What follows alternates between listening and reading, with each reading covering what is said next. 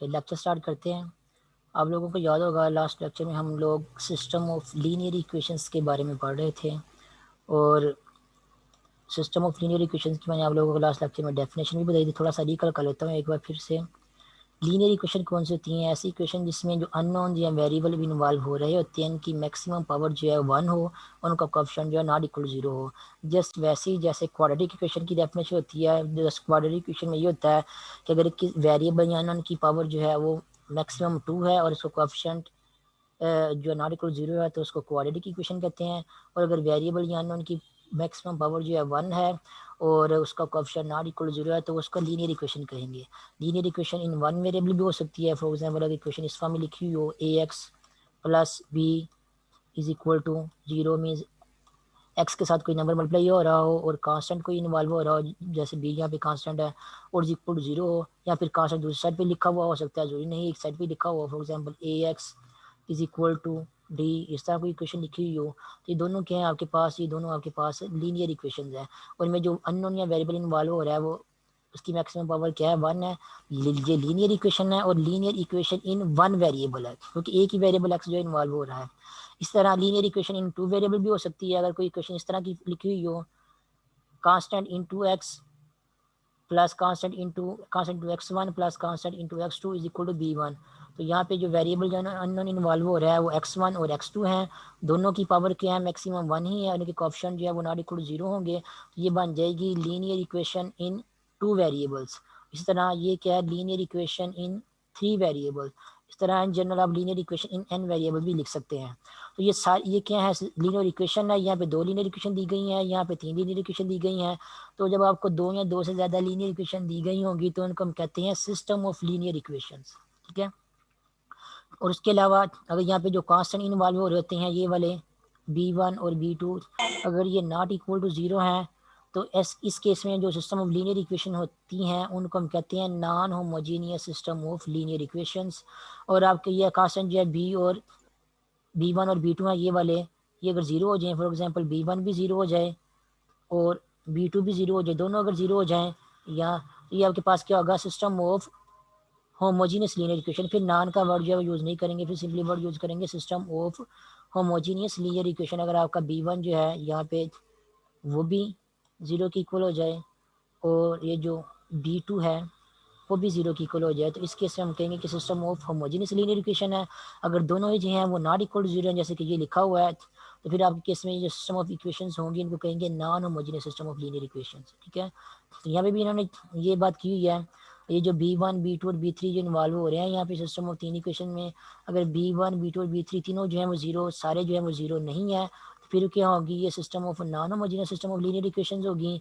अगर ये सारे के सारे 0 हैं, b1 की जगह भी 0 आ गया है, b2 की जगह भी 0 आ गया है और b3 की जगह भी 0 आ गया है, तो फिर ये आपके पास क्या बन जाएगा? System of homogeneous system of linear equations या सिस्टम ऑफ होमोजीनियस इक्वेशंस। ठीक है।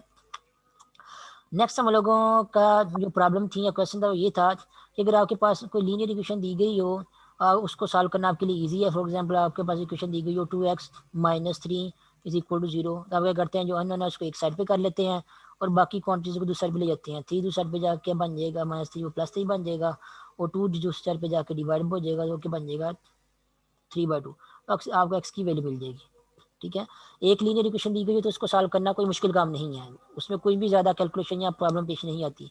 लेकिन अगर आपके पास लीनियर इक्वेशन दी गई है और उसमें 2 वेरिएबल इन्वॉल्व हो रहे हैं, तो 2 वेरिएबल के केस में आपको कम अज़ कम जो है वो 2 इक्वेशन जो है लाजमी आपके पास लीनियर इक्वेशन होनी चाहिए अगर आपने 2 वेरिएबल वाली लीनियर इक्वेशन को सॉल्व करना है। फॉर एग्जाम्पल जैसे यहाँ पे देखें, ये लीनियर इक्वेशन है, इसमें 2 वेरिएबल इन्वॉल्व हो रहे हैं, तो अब इस अकेली इक्वेशन को हम जो है वो आसानी से सॉल्व जो है वो नहीं कर सकते। इसके लिए हमें कम से कम एक और इक्वेशन चाहिए होगी लीनियर इक्वेशन 2 वेरिएबल में, ताकि हम दोनों इक्वेशन को कंबाइनली सॉल्व करके यहाँ पे जो अननोन है उनकी वैल्यू जो है फाइंड आउट कर सके।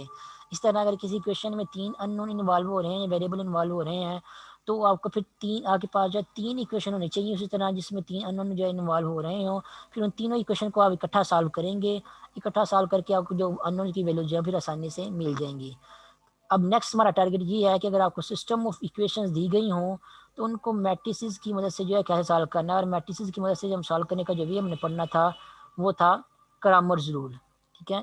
वैसे अगर आप लोगों को याद हो, अगर आप लोगों ने मैट्रिक में आप लोगों ने सिस्टम ऑफ लीनियर इक्वेशन को सॉल्व किया हुआ था, तो उनमें आप लोग क्या करते थे, एक इक्वेशन में एक कानून की वैल्यू निकालते थे, उसको दूसरी इक्वेशन में पुट कर देते थे। फॉर एग्जाम्पल अगर आपके पास ये कोई इक्वेशन लिखी हुई हो 2x minus 3y is equal to 1, और दूसरी इक्वेशन लिखी हुई हो 3x minus y is equal to 2, तो आप क्या करते थे, एक इक्वेशन में एक कानून की में से एक कानून की वैल्यू निकालते थे। फॉर एग्जांपल यहाँ पे जो दूसरी इक्वेशन है, मैं यहाँ से y की वैल्यू निकाल सकता हूँ। यहाँ से y की वैल्यू क्या आएगी, y is equal to 3x minus 2। Y जो है ये माइनस वाला वाई है, दूसरा इस तरह जाके प्लस वाला वाई हो जाएगा, और ये जो प्लस 2 इस तरह जाके -2 बन जाएगा। 3x माइनस 2 आपके पास क्या मिल जाएगी, आपको वाई की वैल्यू मिल जाएगी। ये वाई की वैल्यू जब आप इक्वेशन में पुट करेंगे, पहली इक्वेशन में यहाँ पे, तो वाई की वैल्यू पुट करेंगे तो क्या पुट करेंगे आप, 3x माइनस 2, तो आपकी इक्वेशन बन जाएगी 2x, मैं लिख देता हूँ चलिए, 2x माइनस 3 इंटू वाई की वैल्यू पुट करेंगे आप, वाई की वैल्यू आएगी 3x माइनस 2, उसके बाद इज इक्वल टू 1। उसके बाद आप देखें इस इक्वेशन में वाई खत्म हो गया, सिर्फ एक्स ही रह गया है। तो इसको सिंप्लीफाई करेंगे इक्वेशन को, तो यहाँ से आपको जो है वो एक्स की कोई ना कोई वैल्यू मिल जाएगी। अब ये जो एक्स की वैल्यू मिलेगी, आप इसको इस एक्स की वैल्यू को, ये जो वाई की वैल्यू थी ये वाली, यहाँ पे पुट करेंगे। तो यहाँ पे जब आप एक्स की वैल्यू को पुट करेंगे इस वाई की वैल्यू में, तो एक्स की वैल्यू जब यहाँ पे आप पुट करेंगे, तो 3 इंटू एक्स की वैल्यू पुट करने के बाद उसमें से -2 करेंगे, तो आपको वाई की वैल्यू मिल जाएगी यहाँ पे। तो ये तो वो वाला वे जो आप लोगों ने मैट्रिक में किया हुआ है सिस्टम ऑफ लीनियर इक्वेशन को सॉल्व करने का, कि किसी एक इक्वेशन में से एक कानून की वैल्यू निकालते हैं, उसको दूसरी इक्वेशन में पुट कर देते हैं, उसके बाद इनको सिंप्लीफाई करते हैं, कैलकुलेशन करते हैं, आपको इन दी एंड जो है वो जो अननोन इन्वॉल्व हो रहे हैं इनकी वैल्यू जो मिल जाती हैं। हम लोगों ने जो है वो वाला तरीका नहीं करना, क्योंकि ये वाला तरीका जो मैंने यहाँ पे आपको बताया, ये आप लोग मैट्रिक में कर चुके हैं और ये आप लोगों को आता भी होगा। हम लोगों ने पढ़ना है मैट्रिसेस के जरिए इन सिस्टम ऑफ लीनियर इक्वेशन को कैसे सॉल्व कर सकते हैं। और मैट्रिसेस के जरिए सिस्टम ऑफ लीनियर इक्वेशन को सॉल्व करने के दो तरीके हैं वैसे तो। एक तरीका तो ये है मैट्रिक्स इन्वर्जन मेथड वाला, कि इसमें मैट्रिक्स का इन्वर्स लेते हैं फिर इक्वेशन को सॉल्व करते हैं। और दूसरा मेथड ये है क्रैमर रूल। तो आपके कोर्स के पॉइंट ऑफ व्यू से और उसके कंटेंट्स को माइंड में रखते हुए मैं जो है फिलहाल जो है आपको जस्ट जो है वो क्रैमर रूल जो है वो सिस्टम ऑफ लीनियर इक्वेशन को कैसे सॉल्व करते हैं, सिर्फ वो बड़ा तरीका जो है वो करवाऊंगा। और ये कंपैरेटिवली जो है मैट्रिक्स इन्वर्जन मेथड से आसान भी है ये वाला तरीका, ठीक है। तो आपको मैं जैसे क्रैमर रूल से बताऊंगा, क्रैमर रूल से सिस्टम ऑफ लीनियर इक्वेशन को जो है वो कैसे सॉल्व कर सकते हैं। तो यहाँ पे क्रैमर रूल्स, अब क्रैमर रूल्स के बारे में आपको बताता हूँ। क्रैमर रूल्स होता क्या है, उसको यूज़ करते हुए सिस्टम ऑफ लीनियर इक्वेशन को कैसे सॉल्व करते हैं। तो फर्ज करें आपको जो है वो 3 इक्वेशंस दी गई हैं यहाँ पे, जिसमें 3 अननोन जो है इन्वॉल्व हो रहे हैं। अननोन कौन से हैं, एक अननोन आपके पास x1 है, दूसरा अननोन आपके पास जो है वो x2 है, और तीसरा अननोन आपके पास जो है वो x3 है। और यहाँ पे जो a11 लिखा हुआ है, a12 लिखा हुआ है, a13 लिखा हुआ है, जस्ट ये कोएफिशिएंट है या कांस्टेंट है जो कोएफिशिएंट की जगह लिखे होते हैं। जैसे फॉर एग्जांपल इक्वेशन लिखी हुई है 2x1 माइनस 3x2, तो ये जो कोएफिशिएंट है इनको a11 a12 का नाम दिया हुआ है। इस तरह का नाम इसलिए दिया है ताकि जब बाद में आप इसको मैट्रिक्स की फॉर्म में लिखें तो आपको मैट्रिक्स की फॉर्म में लिखना आसान हो जाए आपके लिए। अदरवाइज हम वैसे a1 की जगह a भी लिख सकते हैं, a12 की जगह b भी लिख सकते हैं, a13 की जगह c भी लिख सकते हैं इस तरह। उसके बाद a21 की जगह e भी लिख सकते हैं, तो इनके डिफरेंट नाम भी रख सकते हैं। तो सर ABC के जो है ना मुख्तलिफ जो है ना लेटर जो है ना काफ़ी सारे इन्वॉल्व हो जाएंगे, भी वो फिर कन्फ्यूजन क्रिएट होती है, गड़बड़ होती है। इस तरह अगर हम इनके नंबरिंग रख देंगे क्वेश्चन की, तो इस तरह नंबरिंग रखने से उनको हैंडल करना आसान होगा। a11 मीन्स पहली इक्वेशन का पहला कांस्टेंट, a12 मीन्स पहली इक्वेशन का दूसरे वेरिएबल के साथ वाला कांस्टेंट, और a13 मीन्स पहली इक्वेशन में जो x3 था x3 के साथ वाला कोएफिशिएंट। तो इस तरह ये थोड़ा इनको जो है वो डील करने में इनको जो आसानी हो जाएगी। अब a21 का मतलब क्या है, दूसरी इक्वेशन में जो पहले वेरिएबल के साथ कोएफिशिएंट था ये वो वाला कोएफिशिएंट है। इस तरह ये कोएफिशिएंट लिखने में आसानी हो जाएगी हमें। खैर फॉर एग्जांपल अगर आपको कोई 3 इक्वेशन दी गई हैं जिसमें 3 अननोन इन्वॉल्व हो रहे हैं, और आपसे कहा जाए कि इनको जो है वो क्रैमर्स रूल से जो है वो सॉल्व करें, तो क्रैमर रूल का तरीका क्या है, सबसे पहले क्या करें, आप इन तीनों इक्वेशन को जो है वो इस तरह मैट्रिक्स की फॉर्म में लिख लें। अब ये मैट्रिक्स की फॉर्म में कैसे लिखा है आपको मैं बता दूं, ये a11 यहाँ पे जो कोएफिशिएंट था उसको यहाँ पे लिख दिया है, जो दूसरा कोएफिशिएंट था पहली रो में उसको यहाँ पे लिख दिया है, जो तीसरा था उसको यहाँ पे लिख दिया। तो ये पहली रो पहली इक्वेशन में जो 3 कोएफिशिएंट आ रहे थे उनको यहाँ पे लिख दिया है। उसके बाद दूसरी इक्वेशन की बात करते हैं, उसमें जो जो कोएफिशिएंट आ रहे थे a21 उसको यहाँ पे लिख दिया है। उसके बाद a22 उसको क्या कर दिया, उसको यहाँ पे लिख दिया। इस तरह A23 को लिख दिया, दूसरी इक्वेशन वाले कोएफिशिएंट को लिख लिया। इस तरह जो तीसरी इक्वेशन वाले कोएफिशिएंट है A31 उसको एंड पे यहाँ पे लिख दिया है। ये A32 जो है उसको यहाँ पे लिख दिया है, और A33 जो तीसरी इक्वेशन का लास्ट वाला कोएफिशिएंट है उसको यहाँ पे लिख दिया है। तो कहने का मतलब ये है कि जो अननोन से इन्वॉल्व हो रहे थे उनमें जो कोएफिशिएंट थे उन सारे कोएफिशिएंट को तरतीब के साथ लिखते हुए जो है ना यहाँ पे एक मैट्रिक्स बना देंगे। तो ये वाला मैट्रिक्स आपका इस तरह बन जाएगा। उसके बाद जो आपके अननोन इन्वॉल्व हो रहे थे, अननोन कौन से, यहाँ पे x1 x2 x3 इन्वॉल्व हो रहा है, तो जरूरी नहीं x1 x2 x3 इन्वॉल्व हो, एक्स वाई जी भी इन्वॉल्व हो सकते हैं। फॉर एग्जाम्पल x1 की जगह x आ सकता है, x2 की जगह y आ सकता है, x3 की जगह z आ सकता है। तो x1 x2 x3 भी आपके अननोन आ सकते हैं, अननोन कुछ भी हो सकते हैं। जैसे आप लोगों को उनसे नाम से कोई फर्क नहीं पड़ता, कैलकुलेशन करने का वे जो है वो सेम ही है। तो जो भी अननोन इन्वॉल्व हो रहे हैं फिलहाल यहाँ पे x1 x2 और x3 इन्वॉल्व हो रहे हैं, उनको इस तरह आप लोगों ने वर्टिकली लिख लेना है, और इनका ये कॉलम मैट्रिक्स जो है आप लोगों ने बना देना, जहाँ पे बना हुआ ये वाला x1 x2 और x3 का ये मैट्रिक्स बन जाएगा। उसके बाद जो इक्वल के बाद जो आपके कांस्टेंट बच गए होंगे b1 b2 b3, उनका आप लोगों ने इक्वल के बाद जो है अलग से जो है वो मैट्रिक्स बना लेना, ये वाला कॉलम मैट्रिक्स। ये क्या कर लिया फिर आप लोगों ने, जो आपको सिस्टम ऑफ लीनियर इक्वेशन दी गई थी आपने उनको क्या किया है, उनको मैट्रिक्स की फॉर्म में जो है वो लिख लिया, ये वाला अपनी जो गिवन इक्वेशन आपको दी गई है उनको मैट्रिक्स की फॉर्म में दिया गया है।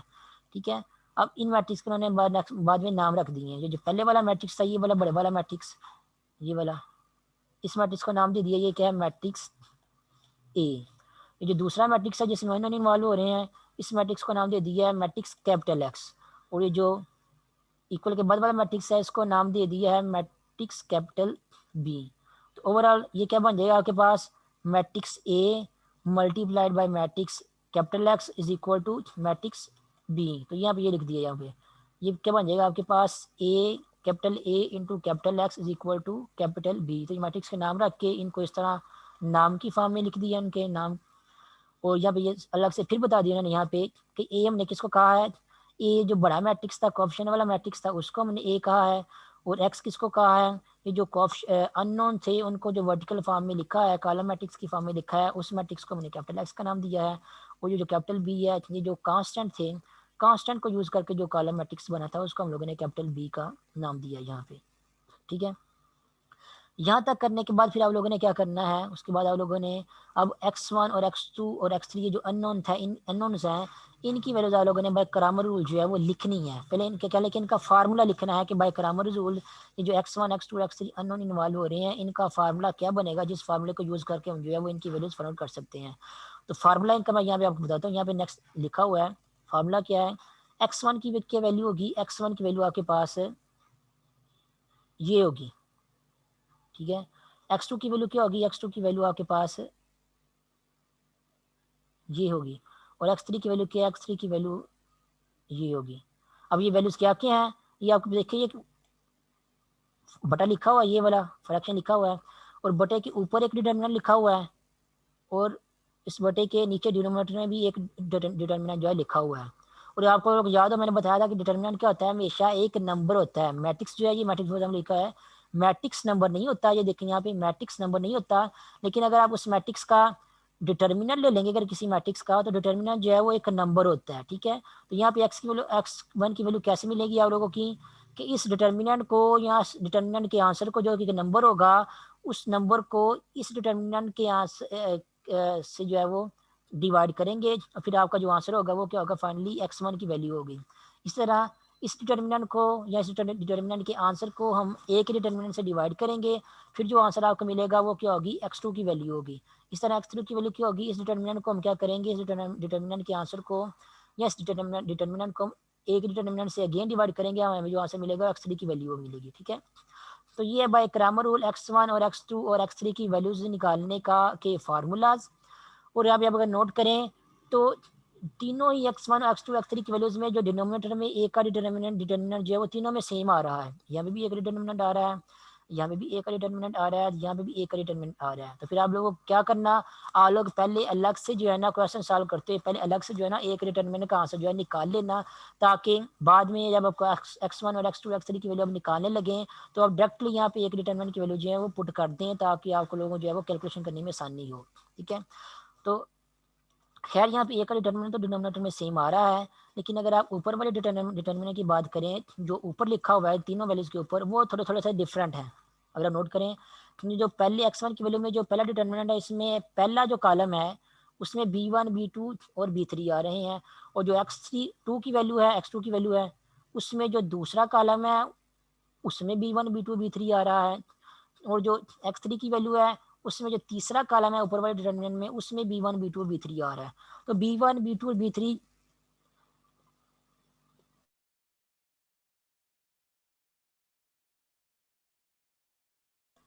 तो B1 और B2 और B3 ये जो तीनों डिटरमिनेंट इन्वॉल्व हो, सॉरी ये तीनों कॉलम इन्वॉल्व हो रहे हैं, तीनों मैट्रिक्स में डिफरेंट पोजीशन पे आ रहे हैं। x1 की वैल्यू में ये पहले कॉलम पे आ रहा है, x2 की वैल्यू में ये दूसरे कॉलम पे आ रहा है, और x3 की वैल्यू में ये तीसरे कॉलम में आ रहा है। तो आप लोगों ने इसी हिसाब से जो है ना फिर पूरे डिटरमिनेंट जो है लिखना है, ठीक है। उसके अलावा जो बाकी देखें दो कॉलम आ रहे हैं यहाँ पे B1 B2 B3 के अलावा बाकी दो कॉलम कौन से आ रहे हैं, ये जो बाकी दो कॉलम आ रहे हैं ये बिल्कुल वही है जो कि एक ही वैल्यू में थे। एक ही वैल्यू एक मैट्रिक्स कौन सा था, मैं आपको पहले भी दिखाता हूँ। यहाँ पे एक मैट्रिक्स जो है वो यहाँ पे कौन सा था, ए मैट्रिक्स ये वाला है, यहाँ पे ये वाला ए मैट्रिक्स है।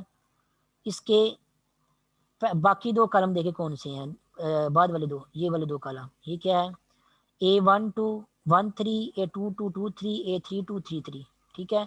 और ये जो x1 की वैल्यू थी इसमें भी जो है बाकी दो कॉलम देखे कौन से बन रहे हैं, इसमें बाकी दो कॉलम जो है वही बन रहे हैं जो ए के बाकी दो कॉलम थे, वो क्या थे, A12 13, A22 23, A32 एंड 33, ये वही दो कॉलम है जो ए के बाद वाले दो कॉलम थे। इसका मतलब क्या है कि जब आपने ऊपर वाला डिटर्मिनेंट लिखना है तो आपने क्या करना है, अगर x1 की वैल्यू लिख रहे हैं तो आपने क्या करना है, सबसे पहले जो B1 B2 B3 जो कांस्टेंट वाला कॉलम था वो पहले लिख लेना है। उसके बाद जो बाकी दो कॉलम बच जाएंगे, दूसरा तीसरा कॉलम, वो आप लोगों ने जो ए और ए वाला जो मैट्रिक्स था उसका जो दूसरा तीसरा कॉलम है आप लोगों ने वो यहाँ पे लिख देना है। वो लिखने के बाद आप लोगों ने इस मैट्रिक्स का जो डिटर्मिनेंट जो है वो यहाँ पे लिख देना है, या इसका डिटर्मिनेंट निकालने के बाद उसका जो आंसर आएगा वो आप लोगों ने यहाँ पे लिख देना है। तो आपको उसको फिर एक डिटर्मिनेंट से डिवाइड करना है, तो आपको x1 की वैल्यू मिल जाएगी। इस तरह आप लोगों ने इस डिटर्मिनेंट का आंसर भी फाइंड आउट करना है पहले। इस ये डिटर्मिनेंट आप लोगों को कैसे बना है, जो क्योंकि ये x2 की वैल्यू है तो b1 b2 और b3 ये जो कांस्टेंट वाला कॉलम था ये आप लोगों ने दरमियान में दूसरे नंबर पर लिख देना क्योंकि x2 की वैल्यू है। उसके बाद जो बाकी कॉलम आपके बच जाएंगे, ये वाले पहला कॉलम और तीसरा कॉलम, ये आप लोगों ने कहा देख के लिखना है, ये आप लोगों ने ए की वैल्यू से ही देख के लिखना है जो कि आपके पास पहले से लिखा हुआ होगा। यहाँ पे देखें ए की वैल्यू में पहला कॉलम कौन सा है, 11 21 और 31, और तीसरा कॉलम क्या है, 13 23 और 33। ये वाला पहला और तीसरा कॉलम जो ए वाला है ये आप लोगों ने यहाँ पे x2 की वैल्यू में इस डिटर्मिनेंट में यहाँ पे लिख देना है A11 21 और 31 और A13 23 33, ठीक है। इस तरह x3 की वैल्यू जब आप लोगों ने फाइंड आउट करनी है, क्योंकि x3 की तीसरे अननोन की वैल्यू फाइंड आउट कर रहे होंगे, तो जो कांस्टेंट वाला कॉलम है आप लोगों ने तीसरे नंबर पे लिख देना है, और जो बाकी दो कॉलम होंगे ये वाले आप लोगों ने ए का जो मैट्रिक्स है उसके पहले दो कॉलम आप लोगों ने यहाँ पे लिख देने हैं। तो ओवरऑल फिर आप लोगों को ये क्या होगा कि जो मैंने फार्मूला लिखे हैं यहाँ पे ये आप लोगों को ज़बानी याद करने की ज़रूरत नहीं पड़ेगी। ये जो इसके डिटर्मिनेंट जो भी लिखे हैं तीन डिटर्मिनेंट और कोई ज़बानी याद करने की जरूरत नहीं पड़ेगी। जब भी आप लोगों ने x1 की वैल्यू लिखनी है आप लोगों ने क्या करना है, कांस्टेंट देख लेने हैं इक्वेशन में से, उनको पहले नंबर पर इस तरह लिख देना है, और जो बाकी दो कॉलम होंगे उनको आप लोगों ने ए वाला जो बाकी दो कॉलम है उनमें से देख के लिख देना है, ठीक है। तो ये भी आपको ज़बानी याद करने की जरूरत नहीं पड़ेगी। उसके बाद जब x2 की वैल्यू निकालनी है तो दूसरी वेरिएबल की वैल्यू निकालनी है तो कांस्टेंट को दूसरे नंबर पर रख देंगे कॉलम को यहाँ पे, और जो पहला और तीसरा कॉलम बच जाएगा आपका उसको आप लोगों ने ए से देख के लिख देना है, मैट्रिक्स ए से देख के लिख देना है। इस तरह आप लोगों ने तीसरा मैट्रिक्स कॉलम जो है डिटरमिनेंट जो है एक्स उसको भी जो है वो ज़बानी याद करने की जरूरत नहीं है आप लोगों को, आप उसको भी जो है ना वो इसी सिमेट्री को फॉलो करते जो है वो लिख सकते हैं। तो ये फार्मूलाज क्रैमर्स रूल से x1 x2 x3 और x3 की वैल्यू जो है उनको फाइंड करने के। नेक्स्ट एक दो एग्जांपल करते हैं क्रैमर्स रूल से इक्वेशन को सॉल्व करने के, ताकि आपको थोड़ी सी आसानी से समझ आ सके कि एक्चुअली हम लोगों ने x1 x2 x3 की वैल्यू जो है वो कैसे फाइंड आउट करनी है सिस्टम ऑफ लीनियर इक्वेशन के केस में।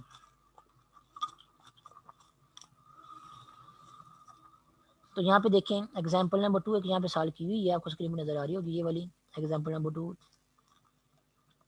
वो कह रहा है कि क्रैमर रूल्स को यूज़ करते हुए जो है ना इस सिस्टम ऑफ लीनियर इक्वेशन को सॉल्व करें। सिस्टम ऑफ लीनियर इक्वेशन क्या है, आपके पास इसमें दो अननोन है और दो ही इक्वेशंस हैं, और इसने कहा है कि आपने इसको सॉल्व करना है बाय क्रैमर्स रूल। और पूरा क्रैमर रूल्स हमें पता है कि क्रैमर रूल्स में को यूज़ करते हुए x1 x2 x3 की वैल्यूज निकालने का फार्मूला क्या है। यार यहाँ पे x3 तो इन्वॉल्व नहीं हो रहा, इसलिए हम जस्ट x1 x2 की वैल्यूज निकाल लेंगे। तो x1 और x2 की वैल्यू निकालने का फार्मूला क्या है, x1 की वैल्यू यहाँ पे लिखी हुई है, इसका फार्मूला क्या होगा, आपको याद है डिनोमिनेटर में हमेशा एक का डिटर्मिनेंट जो है वो डिवाइड होता है और ऊपर एक और डिटर्मिनेंट आता है, ठीक है। ऊपर डिटर्मिनेंट जो वाला आता है वो कैसे लिखना है आप लोगों ने, क्योंकि हम x1 की वैल्यू लिख रहे हैं तो पहले अननोन की वैल्यू लिख रहे हैं, तो हम क्या करेंगे, यहाँ पे जो कांस्टेंट इन्वॉल्व हो रहे हैं ये वाले, यहाँ पे इसको जब मैं कलर चेंज करता हूँ तो आपको नजर ठीक से पता चलता है कि ये जो कांस्टेंट इन्वॉल्व हो रहे हैं ये वाले 4 और 8 आप लोगों ने क्या करना है, क्योंकि x1 की वैल्यू निकाल रहे हैं तो आपने क्या करना है, इन 4 और 8 को आप लोगों ने पहले कॉलम में लिख देना है, ठीक है। उसके बाद फिर दूसरा कॉलम बच जाएगा, ठीक है।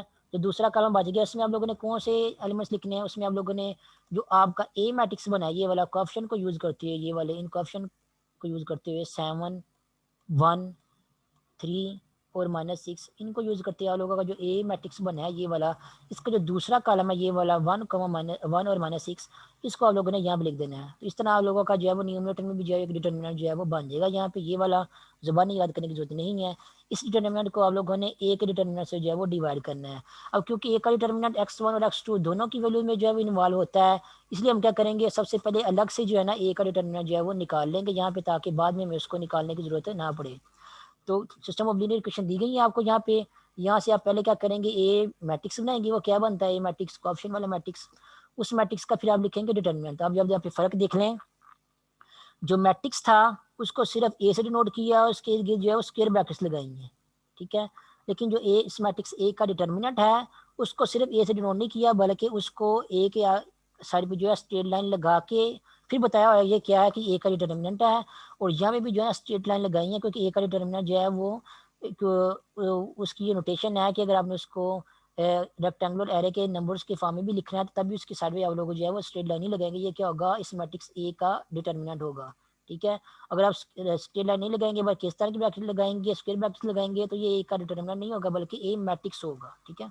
तो हम क्योंकि ए का डिटर्मिनेंट फाइंड आउट कर रहे हैं, इसलिए यहाँ पे हम साइड में क्या कर देंगे, स्ट्रेट लाइन लगा देंगे, जिससे ये पता चल जाएगा कि हम लोग जो डिटर्मिनेंट जो है फाइंड आउट करने लगे हैं। अब 2 + 2 का डिटर्मिनेंट हम लोगों को पता है कैसे निकालते हैं, 7 को -6 से मल्टीप्लाई करेंगे तो आपके पास आ जाएगा -42, उसके बाद माइनस खुद से लगाएंगे, 1 को 3 से मल्टीप्लाई करेंगे तो आपका आंसर मिलेगा +3, तो -42 और -3 ये किसकी इक्वल आ जाएगा, ये -45 की इक्वल आ जाएगा। तो ये आ गया ए का डिटर्मिनेंट। अब ए का डिटर्मिनेंट को हम यहाँ पे x1 और x2 की वैल्यूज में यहाँ पे जो है वो यूज़ कर सकते हैं यहाँ पे। तो x1 की वैल्यू का क्या फार्मूला है कि जो कांस्टेंट थे ये वाले उनको यहाँ पे पहले नंबर पे लिखो, और जो ए के मैट्रिक्स में जो दूसरा कॉलम था उसको यहाँ पे दूसरे नंबर पे लिखें, और इसका डिटर्मिनेंट यहाँ पे ऊपर ले लेना, यहाँ पे जो डिटर्मिनेंट ले लिया यहाँ पे, और इस डिटर्मिनेंट को हम लोगों ने डिवाइड कर दिया है ए के डिटर्मिनेंट से। तो ये आपकी x1 की वैल्यू का फार्मूला है। तो अब x1 की वैल्यू का फार्मूला आ गया, अब इसको हम सिंप्लीफाई करते हैं। तो सिंप्लीफाई कैसे करेंगे, ए का जो डिटर्मिनेंट है हम लोगों ने भी निकाल लिया, उसकी वैल्यू क्या आती है 45, तो उसकी वैल्यू 45 हम पहले डिनोमिनेटर में यहाँ पे लिख लेंगे, ठीक है।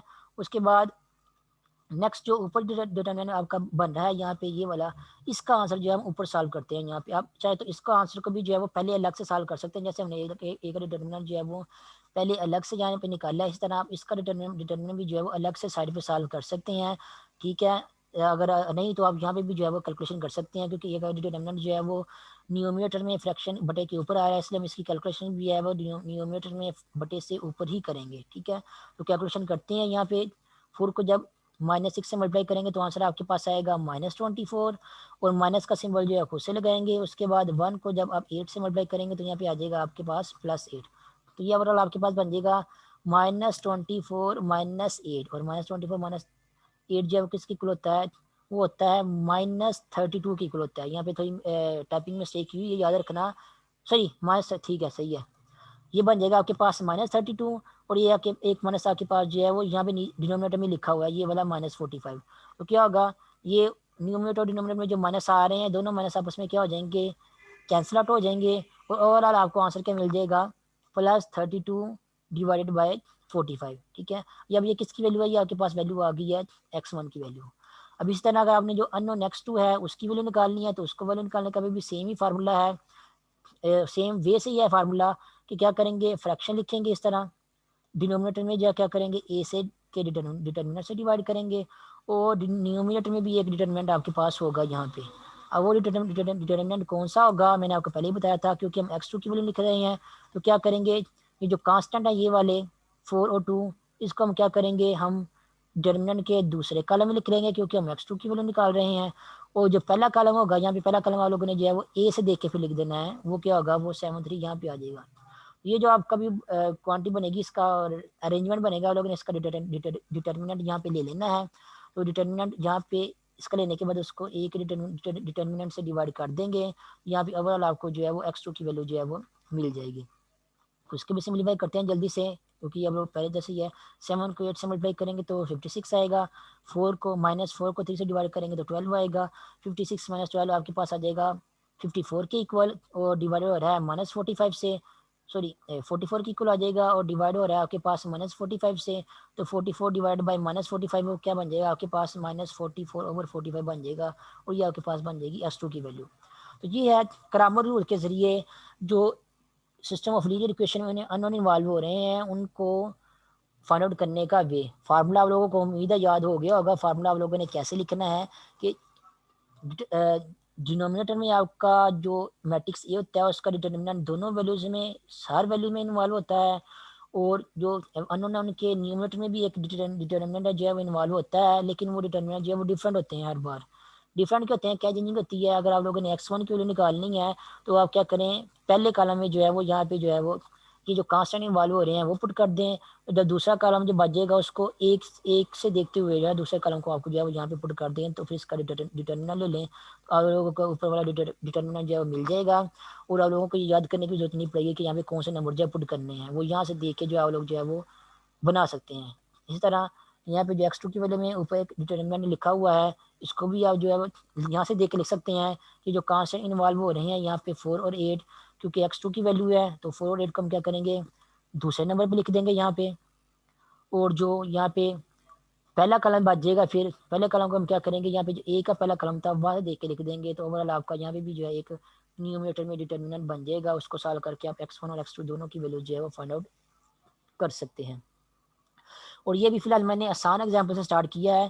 क्रैमर रूल्स के ज़रिए system of two equations with two unknowns जो है वो उनको सॉल्व किया है। अगर इसी क्रैमर रूल को फॉलो करते हुए अगर हम जो है वो सिस्टम ऑफ 3 इक्वेशंस को सॉल्व करें जिसमें 3 अननोन इन्वॉल्व हो रहे हों, तो उनको भी सॉल्व करने का वे बिल्कुल सेम ही है। फ़र्क सिर्फ इतना है कि यहाँ पे आपका जो मैट्रिक्स ए बनेगा वो सिस्टम ऑफ 2 इक्वेशन के केस में 2x2 का मैट्रिक्स बना था, यहाँ पे आपके पास जो है वो 3x3 का मैट्रिक्स बनेगा। और उसके अलावा जो x1 x जो अननोन इन्वॉल्व हो रहे हैं, यहाँ पे अननोन का इन्वॉल्व हो रहे हैं, अगर देखें तो यहाँ पे अननोन x1 x2 x3 की जगह जो है वो x y और z इन्वॉल्व हो रहे हैं, तो नाम से कोई फ़र्क नहीं पड़ता, सॉल्व करने का भी वैसा ही है। तो जो अननोन इन्वॉल्व हो रहे हैं उनकी वैल्यू अगर आप लोगों ने फाइंड आउट करनी है तो उनको फाइंड आउट करने का वे भी बिल्कुल वैसा ही है। अगर आप लोगों ने एक्स की वैल्यू फाइंड आउट करनी है, मीन्स के पहले अननोन की वैल्यू फाइंड आउट करनी है, तो क्या करेंगे, डिनोमिनेटर में ए का डिटर्मिनेंट लिखेंगे जो कि पहले ऊपर निकाले ना हम लोगों ने। उसके बाद न्यूमिनेटर में भी एक डिटर्मिनेंट लिखेंगे, और वो डिटर्मिनेंट आप लोगों ने कैसे लिखना है मैंने आप लोगों को अभी एग्जाम्पल के थ्रू भी बताया हुआ है। कैसे लिखेंगे, अगर आप लोगों ने पहले अननोन की वैल्यू लिख रहे हैं, x की वैल्यू फॉर एग्जांपल लिख रहे हैं, तो आप क्या करेंगे, आपकी जो इक्वेशन आपको दी गई हैं उनमें जो कांस्टेंट इन्वॉल्व हो रहे हैं ये वाले 2, 3 और 7, इनको क्या करेंगे हम यहाँ पे डिटर्मिनेंट में पहले कॉलम में लिख देंगे। उसके बाद जो बाकी 2 कॉलम बच जाएंगे आपके ये वाले, क्योंकि 3x3 का मैट्रिक्स बनेगा, इन्वॉल्व हो रहा है आपके क्वेश्चन में, तो बाकी आपको जो है 2 और जो है वो कॉलम मिलेंगे। जो बाकी 2 कॉलम होंगे आपके पास, दूसरा तीसरा कॉलम जो है वो आप लोगों ने यहाँ पे जो आपका ए मैट्रिक्स बना होगा यहाँ पे, उसको देख के जो है ना यहाँ से आप लोगों ने बाकी 2 कॉलम भी जो है आपने यहाँ पे लिख लेने हैं। और तरतीब आप लोगों ने सेम रखनी है, दूसरे कॉलम को दूसरे कॉलम की जगह रखना है, यहाँ पे तीसरे को जो है तीसरे की जगह रखना है। और फिर आप लोगों को ये फाइनली जो अरेंजमेंट मिलेगा आप लोगों ने न्यूमिनेटर में इसका आप लोगों ने डिटर्मिनेंट जो है वो ले लेना है। और फिर इस डिटर्मिनेंट को आप लोगों ने ए के डिटर्मिनेंट से जो है वो डिवाइड करना है, फिर आपको जो है वो x1 की वैल्यू जो है मिल जाएगी। तो यहाँ पे उन्होंने फिर ऊपर वाले डिटर्मिनेंट का आंसर जो है यहाँ पे सॉल्व किया हुआ है। आप चाहें तो अलग से पहले जो है ना ये जो ऊपर वाला डिटर्मिनेंट है ये वाला, इसको पहले लिख लें साइड पे या ऊपर कहीं, और वहाँ पे लिखने के बाद इसका आंसर को पहले साइड पे निकाल लें। इसका आंसर जो भी बाद में आएगा उसके आंसर को जो है वो, जो भी आंसर फॉर एग्जाम्पल यहाँ पे जो भी आंसर आएगा उसके आंसर को दोबारा फिर यहाँ पे जो है ना पुट करके उसको जो है एक डिटर्मिनेंट के आंसर से डिवाइड करके अपनी कैलकुलेशन को सिंप्लीफाई इस तरह भी कर सकते हैं। वो उसमें जो है वो कोई कंडीशन नहीं है आपके ऊपर कि आप लोगों ने इसको न्यूमरेटर के ऊपर रख के जो है वो कैलकुलेशन करना है। आप इसका आंसर जो है पहले निकाल लें, जैसे हम लोगों ने ये देखें एक डिटर्मिनेंट का आंसर निकाला है यहाँ पे, एक डिटर्मिनेंट का आंसर पहले निकाला वो क्या है -24 और -24 यहाँ पे जो है वो जस्ट एक डिटर्मिनेंट की जगह उसका आंसर रख दिया यहाँ पे। तब इस तरह ये भी कर सकते हैं कि ये जो ऊपर वाला डिटर्मिनेंट है इसका आंसर जो है अलग से साइड पे भी निकाल सकते हैं। अलग से साइड पे निकालने के बाद उसके बाद इसके आंसर जो आएगा उसको यहाँ पुट कर दें, एक डिटर्मिनेंट का आंसर को यहाँ पुट कर दें, दोनों को डिवाइड करें तो आपको जो आंसर वैल्यू मिलेगी आपको एक्स की वैल्यू मिल जाएगी। तो ये खैर थ्री का जो मैट्रिक्स है या जो system of three linear equation में थ्री अननोन है, इनको क्रैमर रूल से कैसे सॉल्व करना है इसको इस क्वेश्चन को भी मैं नेक्स्ट लेक्चर में थोड़ा सा डिटेल में आपके साथ करूंगा ताकि आप लोगों को डिटर्मिनेंट लेने में भी जो है परेशानी ना हो, क्योंकि इसमें 3 का डिटर्मिनेंट जो इन्वॉल्व हो रहा है वो आप लोगों को मैंने ज़्यादा सिर्फ एक ही क्वेश्चन की प्रैक्टिस करवाई है कि किसी 3 का मैट्रिक्स दिया गया उसका डिटर्मिनेंट जो है वो कैसे लेते हैं पहली रो को एक्सपेंड करके। तो उसकी क्योंकि ज़्यादा एग्जाम्पल नहीं की हुई इसलिए ये वाला क्वेश्चन जो है ये भी मैं आप लोगों को जो है वो नेक्स्ट लेक्चर में डिटेल के साथ करवाऊंगा ताकि system of three linear equation में थ्री अननोन जो है उनको क्रैमर रूल से सॉल्व करने का भी आपको और अच्छे तरीके से समझ आ सके। जनरल में तो आप लोगों को समझ आ गया होगा कि वैल्यूज अननोन की कैसे निकालनी है, फार्मूलाज को कैसे यूज़ करना है, लेकिन क्योंकि कैलकुलेशन भी समझ आना ज़रूरी है, इसमें 3 के डिटर्मिनेंट इन्वॉल्व हो रहे हैं, इसलिए इस क्वेश्चन को 3 जिसमें थ्री इक्वेशन जो इन्वॉल्व हो रही हैं, थ्री अननोन इन्वॉल्व हो रहे हैं, इस क्वेश्चन को जो मैं इस एग्जाम्पल को कहने तो मैं नेक्स्ट लेक्चर में आपको दोबारा फिर से डिटेल के साथ करवाऊंगा ताकि आप लोगों को जो है ना और अच्छे तरीके से जो है वो समझ आ सके। यहाँ पे क्रैमर रूल के बारे में आपको ये बता दूँ, ये जो x1 x2 और x3 की वैल्यूज हैं ये वाली ये आप लोगों ने याद तो करनी है ये वाली के कैसे निकालते हैं, लेकिन जब आपकी कोई सिस्टम और लीनियर इक्वेशन आपको दी गई होगी आपके सामने होगी तब आपको ये याद रखने की ज़रूरत नहीं पड़ेगी। आपने बस जस्ट ये याद रखना है कि इनको लिखने का आइडिया क्या है, इनको लिखना कैसे है। ठीक है, जो आइडिया आपको अगर समझ में आ गया तो आपको फिर ये याद रखने की ज़रूरत जो है वो इक्वेशन ये फार्मूला जो नहीं पड़ेगी। आइडिया जस्ट यही है कि अगर आपने पहले अननोन की वैल्यू फाइंड करनी है तो कांस्टेंट को यहाँ पे पहले नंबर पे लिखो, फिर उसके बाद अगर आपकी तीन लीनियर इक्वेशन इन्वॉल्व हो रही है तो आपको दो कॉलम जो और लिखने पड़ेंगे। दो कॉलम आप कहाँ से लिखेंगे, दो कॉलम आपका जो एक ए मैट्रिक्स होता है उसमें जो दो कॉलम इन्वॉल्व होते हैं वो दो कॉलम जो आप ए मैट्रिक्स देख के आप यहाँ पे जो है वो लिख सकते हैं यहाँ पे। तो आप लोगों को फिर जो है वो नंबर जो है कुछ याद रखने की जरूरत नहीं पड़ेगी। इस तरह अगर आप लोगों ने जो है वो दूसरा जो है वो अननोन है उसकी वैल्यू लिखनी है तो कांस्टेंट को दूसरे कॉलम पे रख दो, और जो पहला और जो तीसरा कॉलम जो बच जाएगा आपका वो ए और ए का जो पहला और तीसरा कॉलम होगा कैपिटल ए मैट्रिक्स का उसको देख के आप जो वो वाले कॉलम जो आप यहाँ पे लिख देंगे उनको। इस तरह अगर आपका जो x3 की वैल्यू आप लोगों लिखनी है तो आप लोग क्या करें कांस्टेंट को तीसरे कॉलम में रख दें, और जो पहला और दूसरा कॉलम बच जाएगा आप देख लें ए और दो ए का पहला और दूसरा कॉलम कौन सा है, एग्जैक्टली वही पहला और दूसरा कॉलम जो ए का होगा जो कि यहाँ पे लिखा हुआ है ये वाला कॉलम जो आप लोगों ने यहाँ पे लिख देना है, और आपका जो ऊपर जो डिटरमिनेंट बन जाएगा आप लोगों ने उसको जो है वो सॉल्व कर लेना है। और जो सॉल्व करने के बारे में मैं बता रहा था आप लोगों को, आप लोग जो अलग अलग सॉल्व कर सकते हैं डिटरमिनेंट को। फॉर एग्जांपल यहाँ पे इस एग्जांपल देखें, यहाँ पे उन्होंने क्या किया है पहले ए का डिटरमिनेंट अलग से लिया है, उसके बाद आप क्या कर सकते हैं आप ये जो मैट्रिक्स है ये वाला उसे ये जो डिटरमिनेंट लिखा है इसका आंसर भी अलग से पहले निकाल सकते हैं, क्योंकि आप लोगों को पता है आपने एक्स की वैल्यू x1 की वैल्यू निकालनी है। अगर x1 की वैल्यू निकालनी है तो आप लोगों को इस डिटरमिनेंट का आंसर भी निकालना पड़ेगा। कौन सा डिटरमिनेंट कि ये जो कांस्टेंट है ये पहले नंबर पे आ जाए 4 और 8, उसके बाद जो दूसरा कॉलम है वो ए से देख के लिख लेंगे हम लोग 1 और -6। अब इस डिटरमिनेंट का आंसर भी आप लोगों ने निकालना है जो कि यहाँ पे लिखा है ये वाला। तो आप क्या करें पहले इसका भी आंसर पहले साइड में निकाल लें। इसका आंसर क्या आएगा हमारे पास -32। ठीक है, उसके बाद आपको ये पता है जब आपने x2 की वैल्यू निकालनी है तो आपने इस डिटरमिनेंट का आंसर भी निकालना है।